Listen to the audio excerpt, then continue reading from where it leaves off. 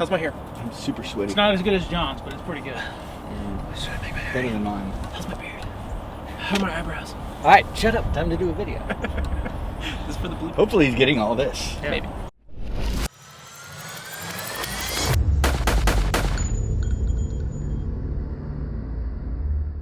All right, hey folks, I'm joined by the last Don Edwards of Greenline Tactical Sam Houston. Hey, Warrior Poet Society. And? AI and TNVC. And Greenline. And what? And Greenline Tactical. Anyway, hey, And? we've got to do something And? other than your intro. And You're a Literary nerd. Jacksonville Community College. This is John Dufresne. He's also a trainer. So anyway, we're out running and gunning and thought we'd make a quick video for you on how to mount a pistol from a war belt, battle belt, whatever you want to call it. So every single one of us has a different configuration. Mine's got the leg strap action. I'll talk about why. And it's basically a mid drop. Don has a low drop right here, as you see how far it drops down. This is mainly so he can clear his body armor.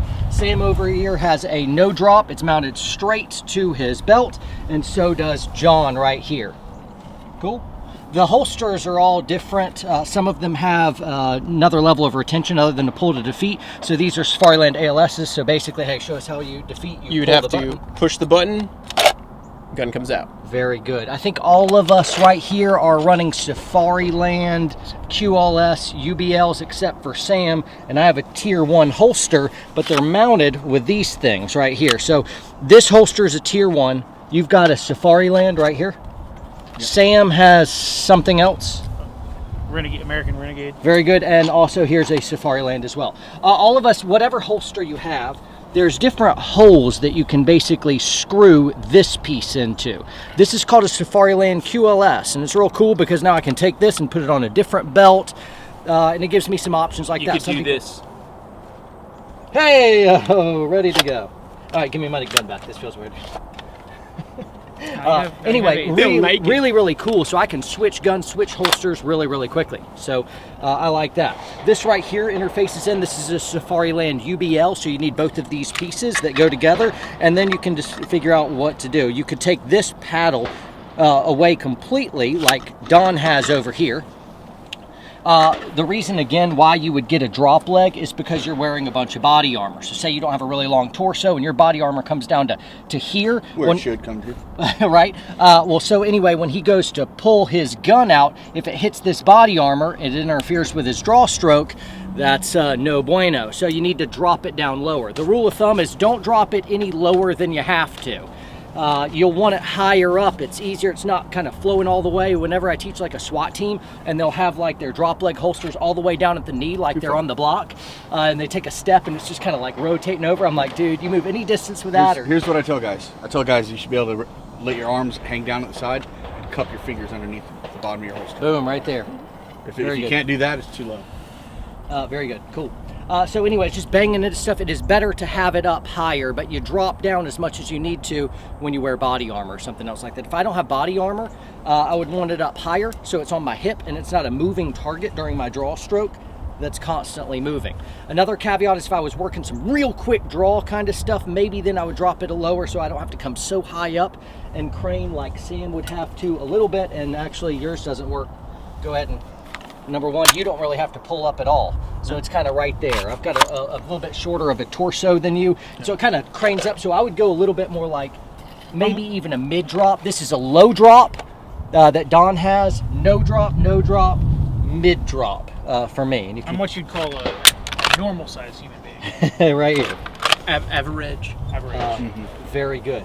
So these are the basic components that you're looking at. No drop, mid drop, low drop. And the attachments right here. Now, Don has a configuration that's a little bit more simplistic, and the power is he doesn't have to do this stuff with the strap. Don, you want to walk through why you didn't want the strap? I'm basically just kind of trying this out for years. I've had the leg strap, but just trying to see if there's a way to get away from it, but still get it lower. Right, and I so think you could still rig this up with the strap if you felt like you needed to. I started out with a low and mid drop right here, and the problem is this point kept rubbing into my hip right here. Do you mind if I grab your leg? No, you already did. Because he already did it. You already did, so. So anyway, but it kept wearing. You're never going to run for a judge position now. After running and gunning all day long, it'd make a sore spot right there, and some of you are being like, oh, that sweetheart, suck it up, Buttercup. I'm like, hey, I'd rather experiencing pain when you don't have to. It's not tough, it's stupid, right? So anyway, I didn't like it and I ended up going back to this configuration. We'll see how it goes for you, and the mid drop's even better. John's right here.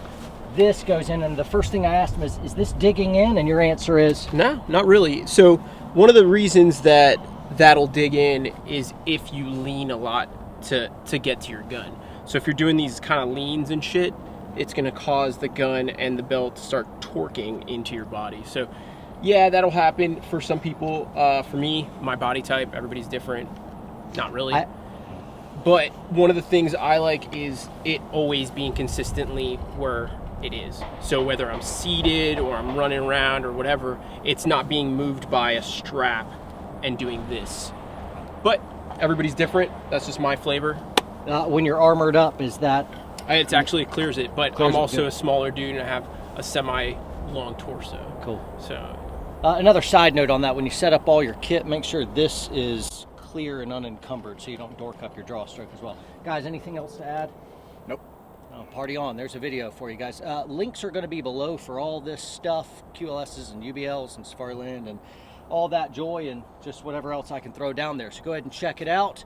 You can follow these guys. I'll put some links below for them as well. Amazing resources of knowledge and training. Train hard and train smart. We'll see you next time.